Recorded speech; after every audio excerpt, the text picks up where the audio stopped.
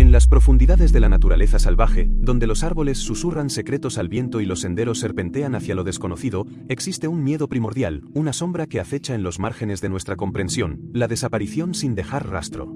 Individuos que, con la promesa de aventura o la búsqueda de soledad, se adentran en la inmensidad verde o en la aridez implacable, solo para desvanecerse como una bruma matutina bajo el sol naciente. Sus historias se convierten en ecos silenciosos, preguntas sin respuesta grabadas en la corteza de los árboles y en el lecho de los arroyos. Hoy, nos adentraremos en uno de esos enigmas, un caso que comenzó con la simple decisión de un hombre de pasar unos días acampando en solitario y que terminó envolviéndose en un manto de misterio que perdura hasta nuestros días, la historia de Daniel Reyes. Daniel Reyes no era un aventurero extremo ni un buscador de emociones imprudentes. A sus 38 años, era un hombre tranquilo, con una vida estable como arquitecto en la bulliciosa Ciudad de México. Sus días transcurrían entre planos, reuniones con clientes y el ritmo constante de una gran urbe. Sin embargo, bajo esa fachada de profesional sereno, latía un anhelo profundo por la quietud y el contacto con la naturaleza. Daniel encontraba en las escapadas ocasionales a entornos naturales un respiro necesario, una oportunidad para desconectar del estrés y recargar energías. No era un campista experimentado, pero disfrutaba de la sencillez de montar una tienda, encender una fogata y pasar las noches bajo un cielo estrellado, inmerso en los sonidos ancestrales del mundo natural. Sus amigos y familiares lo describían como una persona organizada y precavida, alguien que planificaba sus viajes con atención al detalle y que no solía tomar riesgos innecesarios. Esta vez, su destino elegido era el Parque Nacional Cerro de Garnica, una extensión boscosa y montañosa ubicada en las cercanías de la aldea, Michoacán, un lugar conocido por su belleza natural, sus densos pinares y sus senderos poco transitados. Daniel había investigado la zona, consultado mapas y leído reseñas de otros campistas. El Cerro de Garnica le ofrecía el aislamiento y la tranquilidad que buscaba, sin adentrarse demasiado en la wilderness inexplorada. Su plan era sencillo: llegar el viernes por la tarde, acampar en una zona designada cercana al sendero principal, realizar algunas caminatas cortas durante el fin de semana y regresar a la ciudad el domingo por la noche. Informó a su hermana, Sofía, sobre su itinerario y le prometió comunicarse el domingo al llegar de vuelta. El Parque Nacional Cerro de Garnica se erige como un gigante dormido, una masa imponente de vegetación exuberante que se eleva sobre el paisaje michoacano. Sus laderas, cubiertas de densos bosques de pino y oyamel, son un laberinto de senderos serpenteantes, arroyos cristalinos y miradores naturales que ofrecen vistas panorámicas espectaculares. La zona es rica en biodiversidad, hogar de una variedad de flora y fauna, desde aves coloridas hasta pequeños mamíferos esquivos. Sin embargo, bajo su apariencia idílica, el Cerro de Garnica también alberga un aura de misterio y respeto. Los lugareños hablan de historias antiguas, de senderos que se adentran en la niebla y parecen no tener fin, de sonidos extraños que resuenan en la noche y de la necesidad de mostrar respeto por la montaña y sus espíritus. Aunque el parque cuenta con zonas designadas para acampar y senderos señalizados, alejarse de estas áreas marcadas implica adentrarse en un terreno más salvaje y potencialmente peligroso, donde la orientación puede ser difícil y la ayuda, lejana. Daniel había elegido una zona de acampada relativamente accesible, cerca del inicio del sendero conocido como la Cascada Escondida. Este sendero era popular entre los excursionistas de un día por su belleza escénica y su dificultad moderada, lo que significaba que, aunque Daniel buscaba soledad, no estaría completamente aislado. Según el registro del parque, Daniel llegó al Cerro de Garnica alrededor de las 4 de la tarde del viernes 12 de mayo de 2023. Se le asignó un espacio en la zona de acampada número 3 y se le proporcionó un mapa detallado de los senderos. Un guardaparques lo recuerda como un hombre cortés y tranquilo, que parecía bien equipado y conocedor de las normas del parque. Daniel montó su pequeña tienda de campaña azul, organizó su equipo y encendió una pequeña fogata para preparar su cena. Algunos otros campistas que se encontraban en la misma zona lo vieron cocinar y cenar solo, disfrutando de la tranquilidad del entorno. Al caer la noche, las temperaturas descendieron bruscamente, como suele ocurrir en las zonas de montaña. Los sonidos del bosque se intensificaron, el croar de las ranas, el ulular de los búhos y el susurro constante del viento entre los árboles. No hay constancia de que Daniel se comunicara con nadie más esa noche. Su hermana, Sofía, esperaba su mensaje el domingo por la noche, como habían acordado. El sábado, según su plan, Daniel debió realizar alguna de las caminatas cortas cercanas a su campamento. Es posible que haya explorado el sendero hacia la Cascada Escondida o alguno de los otros senderos señalizados en el mapa. Nadie recuerda haberlo visto específicamente durante el día, lo cual no es sorprendente dado que el parque suele tener visitantes dispersos en sus múltiples rutas. La noche del sábado transcurrió sin incidentes aparentes. Otros campistas recuerdan haber visto la tenue luz de una linterna en la zona de Daniel durante algunas horas antes de que todo quedara en silencio. El domingo por la mañana, los campistas de la zona comenzaron a levantar sus tiendas y prepararse para el regreso. Algunos notaron que la tienda de Daniel seguía montada y no vieron señales de actividad en su campamento. Pensaron que quizás Daniel había decidido quedarse un día más o que había salido a caminar muy temprano. Sin embargo, al mediodía, la tienda seguía allí, intacta, y no había rastro de Daniel ni de su equipo personal fuera de ella. Fue entonces cuando la preocupación comenzó a extenderse entre los otros visitantes. Alguien se acercó a la tienda y llamó, pero no obtuvo respuesta. La cremallera de la entrada estaba cerrada. Intrigados, rodearon el campamento. No había huellas frescas en la tierra alrededor de la tienda, aparte de las que Daniel había dejado al llegar. No se encontraron objetos personales dispersos, como si la persona hubiera desaparecido sin llevarse nada consigo. Alrededor de la 1 de la tarde, uno de los campistas, un hombre llamado Javier que había acampado cerca, decidió dar aviso a los guardaparques. Javier relató lo que habían observado y la ausencia de cualquier señal de Daniel. 2 guardaparques se dirigieron de inmediato a la zona de acampada número 3. Al llegar, confirmaron la situación. La tienda de campaña estaba cerrada y parecía vacía. No había rastro de Daniel ni de su vehículo en el aparcamiento cercano. Esto último era particularmente alarmante, ya que Daniel había llegado en su coche. Los guardaparques intentaron abrir la tienda, pero estaba cerrada por dentro. Utilizaron una navaja para cortar la tela cerca de la cremallera y abrirla. El interior de la tienda reveló un panorama desconcertante. El saco de dormir de Daniel estaba enrollado cuidadosamente, su mochila estaba parcialmente desempacada con algunos objetos personales a la vista, como un libro y una botella de agua medio llena. Su teléfono móvil estaba sobre el saco de dormir. No había señales de forcejeo ni desorden. Era como si Daniel se hubiera levantado de la nada y se hubiera esfumado. La noticia de la desaparición de Daniel Reyes activó de inmediato un protocolo de búsqueda y rescate en el Parque Nacional Cerro de Garnica. Los guardaparques acordonaron la zona del campamento y dieron aviso a las autoridades locales. En cuestión de horas, un equipo de búsqueda y rescate compuesto por policías, bomberos, voluntarios y perros rastreadores se desplegó en el parque. La búsqueda inicial se centró en los alrededores de la zona de acampada número 3 y en los senderos cercanos, especialmente el de la cascada escondida, que Daniel tenía previsto explorar. Los perros rastreadores olfatearon las pertenencias de Daniel en el interior de la tienda, pero los rastros se perdieron rápidamente en el suelo del bosque, dificultando la tarea de seguir una dirección específica. Se realizaron batidas a pie a través de la densa vegetación, revisando cada rincón, cada barranco y cada posible punto donde Daniel podría haberse caído o extraviado. Helicópteros sobrevolaron la zona, intentando detectar cualquier señal desde el aire.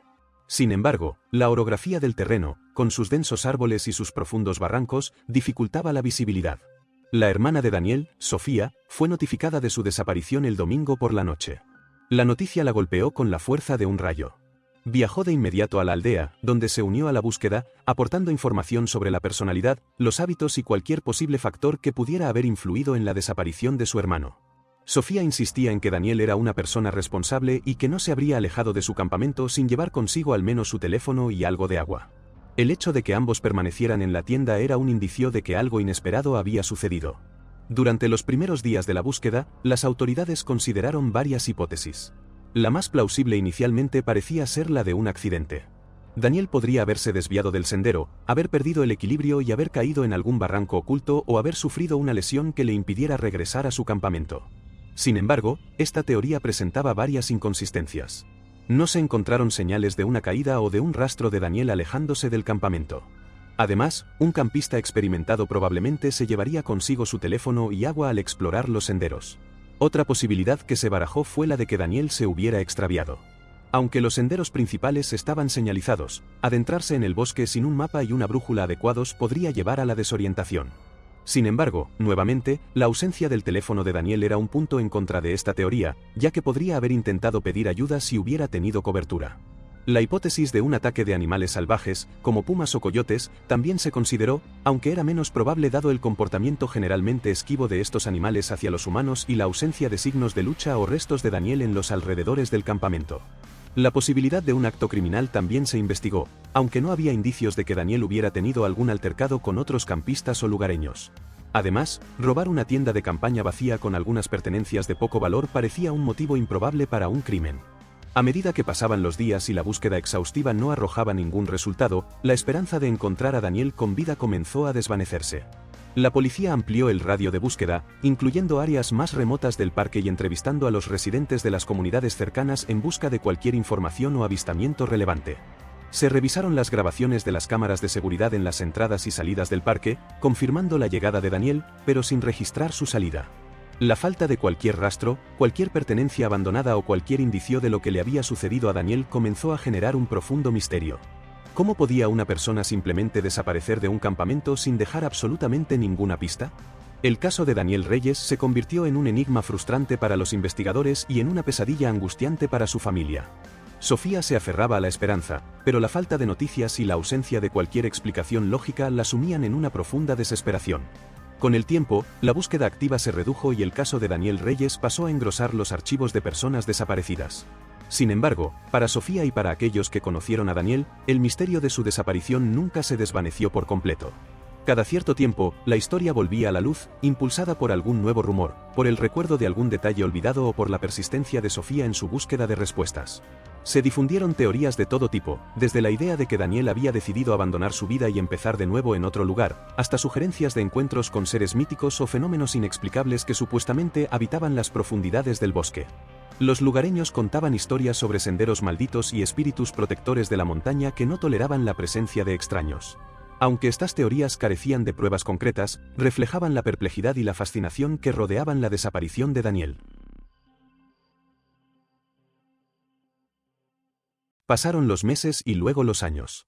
El Parque Nacional Cerro de Garnica continuó recibiendo visitantes, pero la historia de Daniel Reyes se convirtió en una leyenda sombría, un recordatorio de que incluso en los lugares más hermosos, la oscuridad puede acechar en silencio. Sofía nunca se rindió. Contrató investigadores privados, revisó una y otra vez los informes policiales y se mantuvo en contacto con las autoridades, con la esperanza de que algún día surgiera una nueva pista. Cada aniversario de la desaparición de Daniel, Sofía regresaba al Cerro de Garnica, visitaba la zona de acampada número 3 y realizaba una caminata por los senderos que su hermano había planeado recorrer. Era su manera de mantener viva su memoria y de sentir una conexión con el lugar donde lo había visto por última vez, aunque solo fuera a través de los recuerdos y la imaginación. En el verano de 2028, 5 años después de la desaparición de Daniel, un evento fortuito trajo el caso de vuelta a la atención pública. Una intensa sequía azotó la región de Michoacán, provocando una disminución significativa en el nivel del agua de una pequeña presa ubicada en una zona remota del Parque Nacional Cerro de Garnica, a varios kilómetros de la zona donde Daniel había acampado.